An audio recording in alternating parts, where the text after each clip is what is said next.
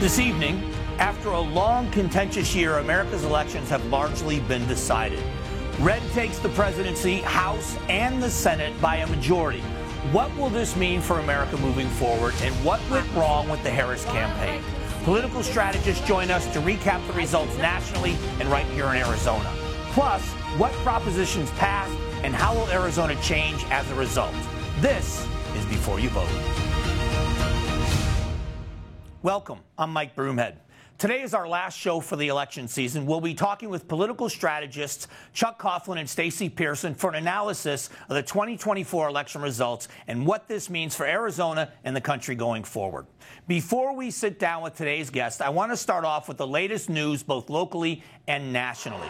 This was a movement like nobody's ever seen before. Hard not to talk about the results and the fact that President-elect Trump, won all of the swing states. He flipped them all, and he won them by a pretty big margin. He also captured more Hispanic voters than any Republican candidate ever in the history. That's more than Reagan, more than George W. Bush. So in a time when we seem to be so politically divided and his border policies were accused of being racist, he was able to get more Hispanic votes than anyone. I think this is a time when they say mandate. The Senate is going to be controlled by the Republicans with at least 53 seats. The House may expand. So is this a mandate for Republicans? Are people really changing the direction of the country and agreeing with Republicans more? Or was this more about the vice president? Also, while we're talking about this, history being made as the president-elect is choosing the first woman to be the chief of staff for any president. That's also historic. We're going to see how all of that plays out. It's going to be an exciting show wrapping up what's been a surprising and excellent election season. This is something that you're not going to want to miss for sure. Coming up, it's analysis of the national results in the 2024 election with two Arizona political strategists after the break. And what went wrong for the Democratic campaign. We'll be back in 60 seconds.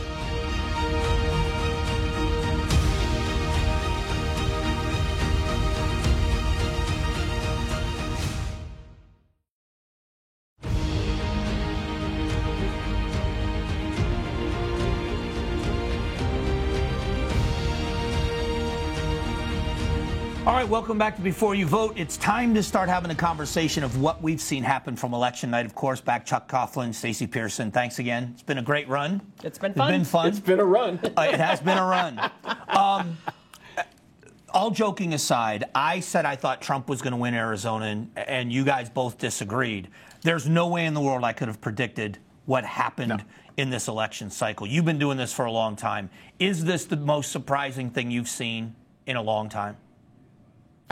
Well, in hindsight, it shouldn't be. There were 100,000 fewer Democrats registered in Arizona today than there were 4 years ago. And nationwide. Yeah, nationwide, the Democratic Party's lost ground. In terms of total number of registered voters, this is just math. Politics starts with math. You need voters who are registered to vote for your team. And we lost ground. But aren't you both surprised that he flipped every swing state?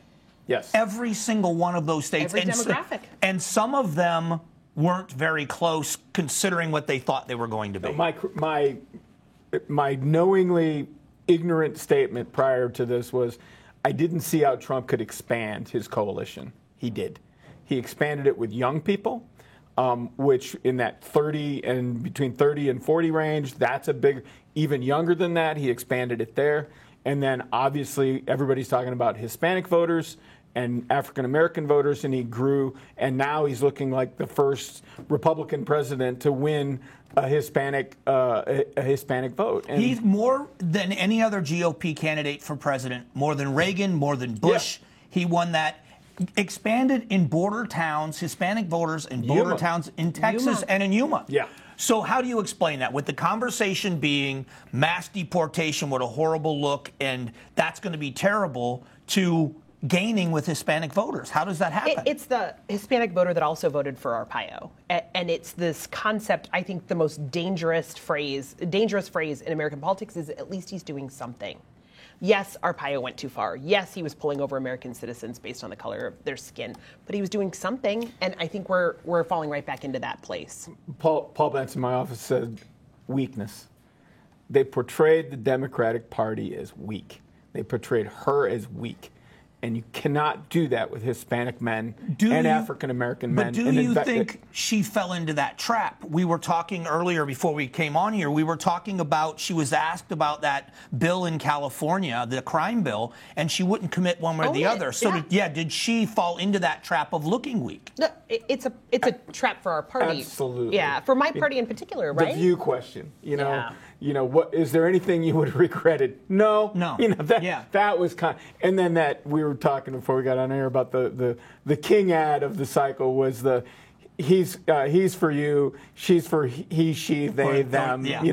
And that ad and that transgender surgery stuff just was devastating. So when you look at the numbers, it's going to end up 312 to 226 in the Electoral College, but he's going to win the popular vote by 4 million plus. Yeah. I would not have predicted that. These aren't showing up. I mean, this has been my lament that I've been telling my Democratic friends is you don't have a party left. You're not growing. You're not growing your base. You're not attracting people with a narrative that brings people back to you. But in fairness, when I talk with you, you sound like every family member I had when I was a kid growing up. That's the vision of the Democratic Party I saw when I was a child. So I know you and me both, man. But I know the ideology exists. I know that there are people out there that are attracted to it. Why is it that it seems like your party isn't sending that message if that message works? That's a great question, and it's exactly why I'm still so mad. But it's not I'm who's running still their in party. the fight. Their party's being run by East Coast liberals and academicians who dominate that politically correct culture, and you can't say that. And we need to be very sensitive about all these things. And that ideology just fails. It fails. It looks like 53 seats in the Senate for Republicans now. And it looks like they're actually going to increase by a seat or two in the House. No one expected that. I mean, everybody thought the chance was they would shrink, if not lose the House. The Republicans are the dogs that caught the car, though. Like, let's go. You've got a Supreme Court, you've got the White House, you've got the Senate. Show us what you've got. Right. It could be a curse. Well, right now what you got is a robust stock market that is taking off with jet fuel, which is great. And I think here's where I think you're right, and we've got to take a break. But I think you're right, is that if we don't do something about wages and prices, if something doesn't get done, then you're right. In 2 years, the "I told you so" message is going to be loud in the midterms, especially in the House and in the Arizona legislature, which we're going to talk about next. Immigration and the world stability problem. Yeah. All right, we're going to take a quick break. In a moment, we're going to talk about the state of Arizona. We're going to talk about what's happening here and the results. We'll be back. Don't go anywhere. With Republicans controlling the Arizona Senate, what can Arizonans expect to see in the next couple of years? Senate President Warren Peterson sits down with us next. This is Before You Vote.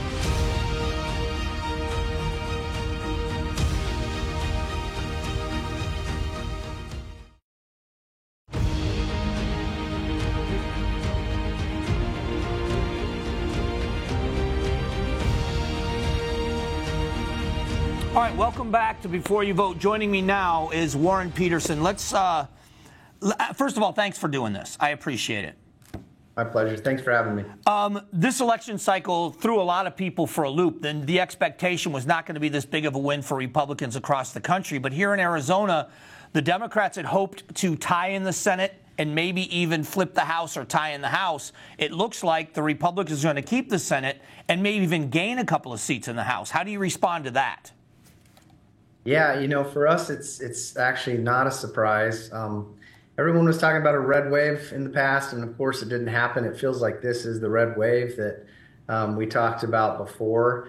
I have been managing the Victory Fund for the Senate and the Speaker for the House, and so we've been completely focused on the swing districts, looking at polling, looking at registration, looking at, once the ballots started dropping, looking at turnout. And we felt really good about where we were at in holding and, in fact, in expanding the majority.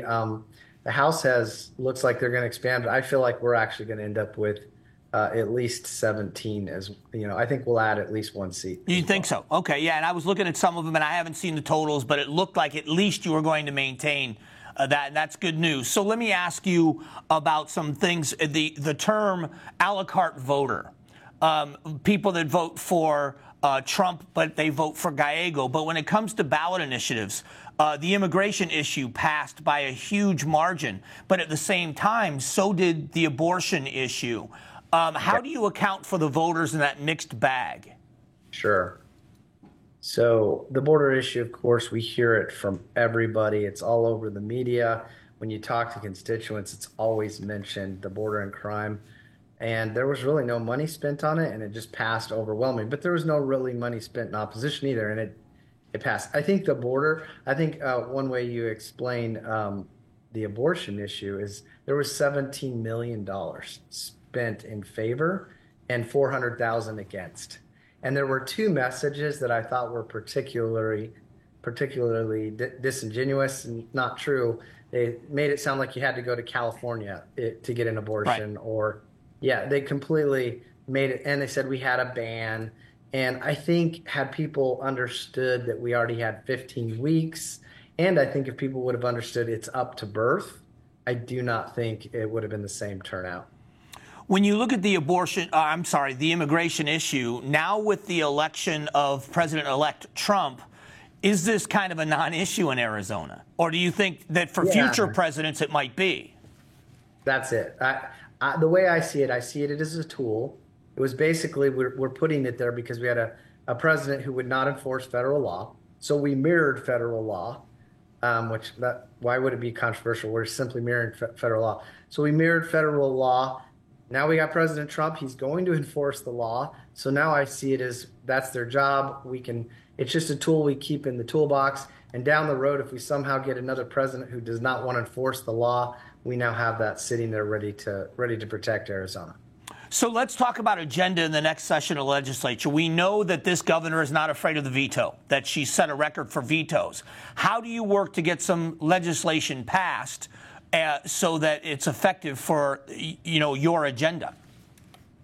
Yeah, Mike, I feel, of course she vetoed a lot of our stuff, but we were able to pass 2 really conservative budgets. We were able to achieve tax cuts. We accomplished, we put our whole agenda on her desk and then some as far as our majority plan, and we pretty much got most of it accomplished. So, I feel like we can continue to do that as we've added a majority. We also add a little more leverage. It sends a mandate and a message. For example, I am certain we picked up one of our seats because every single Democrat was voting to put boys and women in girls' sports and showers. And I think the normal Democrat, a lot of Democrats don't agree with that. And so I think they're going to have to start getting back to, being more reasonable on some of these extreme issues. Well, Senator, I appreciate the time and the wrap up on this election. I look forward to talking to you in the next legislative session. Thanks, Mike. Thanks for having me. All right, we'll be right back.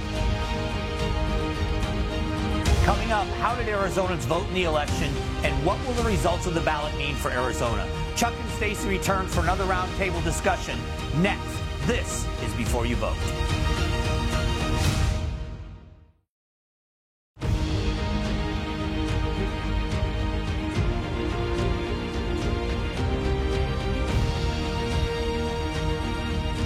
All right, welcome back. Before You Vote, final episode as we're talking with Chuck Coughlin and Stacey Pearson. Let's shift to the state of Arizona.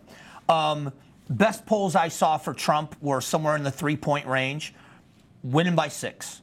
Kari Lake losing by 7. Last time, while we're recording this, she's within about 1.5 points. Why the disparity? And pollsters are honest. They're not liars. What's the disparity? I think polls are made up of anticipated voters by you're filling quotas. You're filling young people, you're filling Hispanics, you're filling women and men, and a lot of people overperformed in those quotas. Young people showed up for Trump in much bigger numbers, as we were just discussing, Hispanics, and then there's this that wave that creates this wave down ballot, which has hit the deck here in Arizona. But the Democrats had what they wanted. They had 139 in the abortion issue, which won overwhelmingly, which should have been so good for what the Democrat outlook would be in voting, right? Well, that's going to be the biggest place we dissect in this autopsy, is enshrining abortion in the Constitution. It's the right thing to do, obviously overwhelmingly supportive.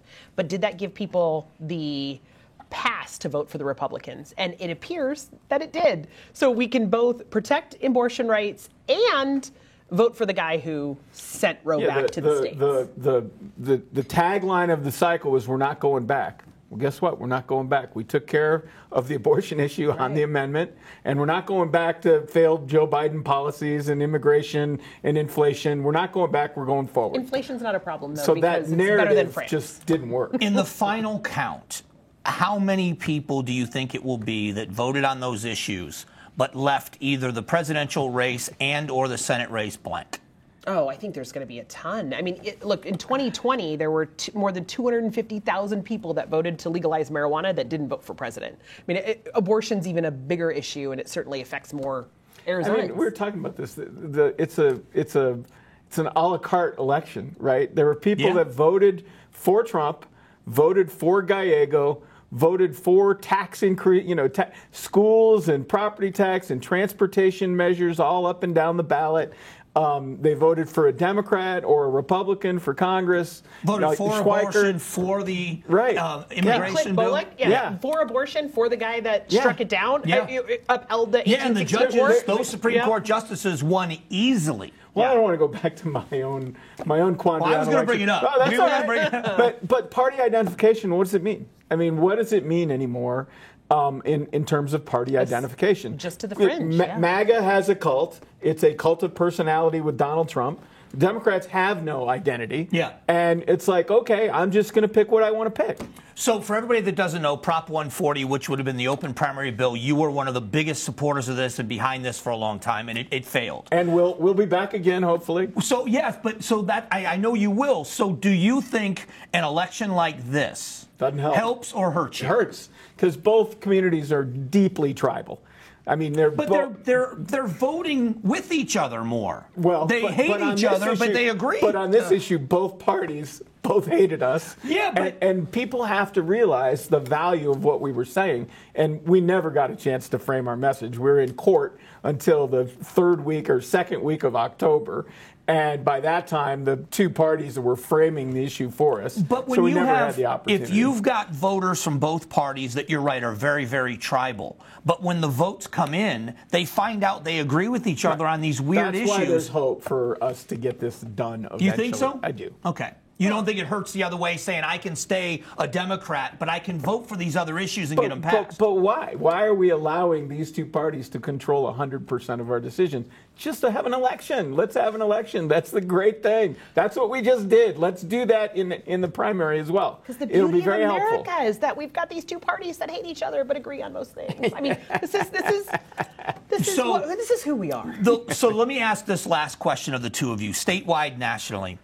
Is there going to be, can we now put this behind us, and can there be some form of unity in that we all agree we want what's best? You're not going to like some of the decisions that are coming in, but if it's done from a good place, can you accept that it's from a good place, or are we going to see both parties still just hate every decision the other side makes? The best thing for this country is for Trump to rise to the occasion, and particularly with control of all of of the House, the Senate, and the Supreme Court. Certainly, I will criticize his hair and his decisions. But do you think if he does rise to the occasion, do you think America has it in them to acknowledge that he did? Oh, he has an opportunity here, Mike. We were talking about this. He has a historic opportunity to do amazing things to solve problems across the board. The question is there the attention span and discipline and collegiality, because as we know, making laws requires cooperation and respect. And does he have that? Well, listen, I want to thank you both for the whole series. You've been a great resource. Thanks for doing this, and it was perfect that we ended it with the two of you, so thank you both. Thanks for Love hanging with you. All right, we'll be back.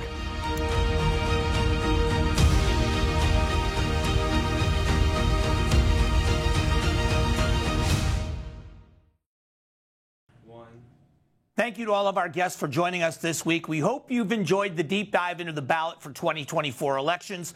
Thank you again for joining us this season on Before You Vote.